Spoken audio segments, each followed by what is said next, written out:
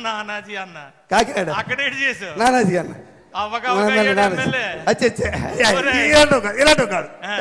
ఇలాంటి పని చేసి అక్కడికి వెళ్ళే చేయలేదన్న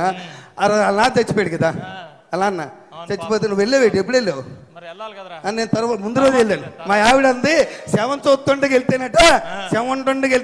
పట్టింపు ఉండదట ఏ రోజైనా వెళ్ళొచ్చట అందుకని పరిగెట్టి వెళ్ళాను లేట్ అయిపోయాను వెళ్ళేసరి శవాన్ని లేవేసి ఆ దింపుడు కాలం లేదా దింపుడు దగ్గర పెట్టి చుట్టూ తిరుగుతున్నారన్న చుట్టూ తిరుగుతుంటే నేను మరి ఆగలేకపోయాను వాళ్ళతో పాటు తిరిగేసానన్న లే నా రాజా లే నా రాజా లేవనంటావా నన్ను లేవనంటావా నిద్ర లేవనంటావా